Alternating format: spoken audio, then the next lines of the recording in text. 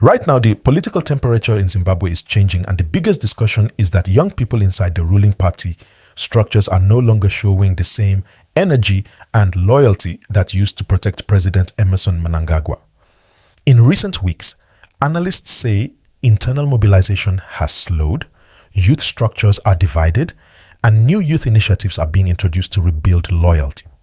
For example, a newly launched youth-focused vanguard type movement linked to the First Lady is being framed as leadership training and empowerment, showing that the leadership is trying to reorganize and re-energize young supporters. At the same time, Mnangagwa has been publicly urging discipline and unity inside party structures. Warning leaders that positions must be earned and that complacency could weaken the party ahead of future political battles. Now here is your full presenter-style gist. No subheading, straight flow, simple English, engagement reminders, ad-friendly, long storytelling style. Everybody watching right now, this is getting serious because the one group that always stood behind the leadership, the Youth League, is now showing signs of stepping back. And when the youth begin to withdraw support in politics, it sends a powerful message that something is changing behind the scenes. You know, in Zimbabwe politics, youth structures are very important. They are the ones that mobilize crowds, they defend leadership online, they dominate rallies, and they also shape the future direction of the party. So when people start saying Mnangagwa is being deserted by the Youth League, what they really mean is that the energy that once protected him is now shaking. And that is why this story is trending everywhere. Before we go deeper, make sure you like this video and subscribe right now, because this is the kind of political gist you don't want to miss, and I will keep bringing you updates as they happen.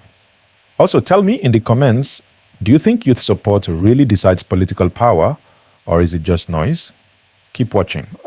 What is happening is that the youth structures are not united anymore. Some groups are still loyal, but others are questioning direction, questioning leadership choices, and most importantly, questioning the future. Many young supporters want clarity on succession, on economic opportunities, and on their place in the political system. When that clarity is missing, the first thing that disappears is enthusiasm.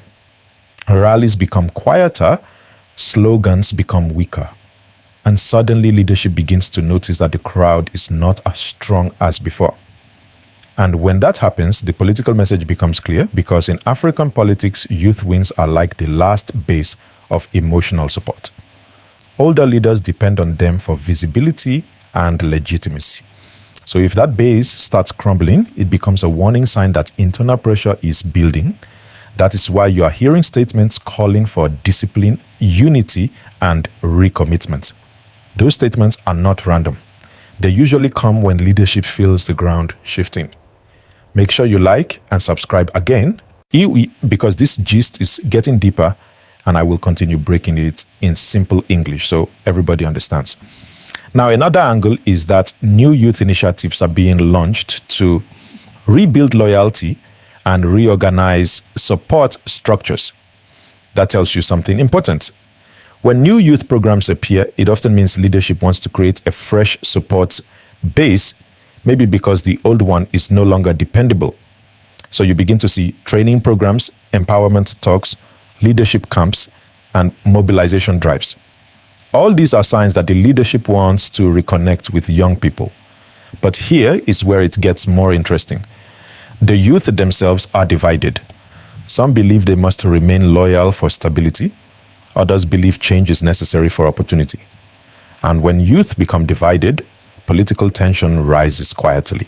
You won't always see open confrontation, but you will notice a silence where there used to be loud support. That silence is powerful. Also remember to like this video and subscribe. If you are enjoying this breakdown, support the channel so I can continue. Now, another key factor is the succession conversation. Even though leadership structures remain intact, discussions about future leadership always influence youth behavior. Young people want to align with tomorrow's power, not just today's power. So when there is uncertainty, they begin to step back, observe, and reposition themselves. That is how desertion begins slowly. not by announcements, but by reduced enthusiasm. This is why the headline says, the last base of support crumbles. Because youth are usually the last group to withdraw publicly. When they begin to distance themselves, it suggests deeper internal conversations are happening. It does not always mean collapse, but it means pressure is building. Let me remind you again, like this video and subscribe, because this story is still developing and I will continue explaining. Another thing is economic expectations. Youth support often depends on opportunities. When expectations are high, but delivery is slow, frustration builds quietly. And when frustration grows, loyalty weakens. That is another reason analysts believe youth enthusiasm is cooling. Not necessarily rebellion, but reduced excitement. Also, political competition inside structures plays a role. Different factions try to influence youth groups. When that happens, youth wings become battlegrounds. One group pushes one narrative, another pushes another narrative. The result is confusion, and confusion weakens unified support. This is why you now hear calls for unity and discipline. Leadership is trying to prevent fragmentation before it becomes visible. Because once fragmentation becomes public, it is harder to control. Like and subscribe again, because this is getting very interesting. Now imagine this situation. Rallies becoming smaller, chants less coordinated, online defenders quieter, youth leaders cautious. That is how decision looks in politics.